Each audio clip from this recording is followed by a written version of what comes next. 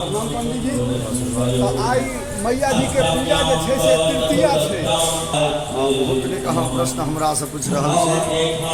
एखन बहुत उत्तम समय देवी पक्ष चल रहा है। दुर्गा सप्तशतीमे अहाँके कवच जे छै ओहिमे चर्चा में एलैया जे तृतीयम चंद्रघंटे थी।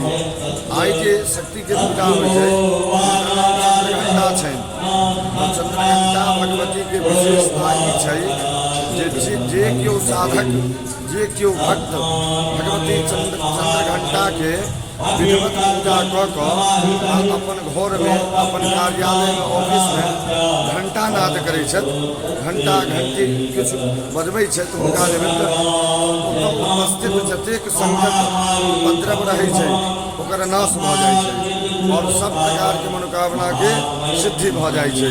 उपद्रव के नाश के लेल आइ के दिन जे छै साधक सब भगवती चंद्रघंटा के तृतीया में उपासना करै छथि और पूजन करै छथि।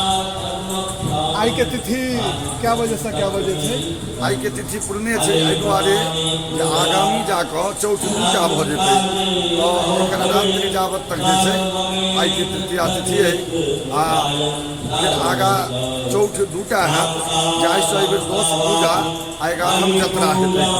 ताहि दुआरे आई राति तक तृतीया अछि। बहुत बहुत धन्यवाद पंडित जी, हमरा सबके मैया के पूजा के विधि बतेलहुँ। जय माता।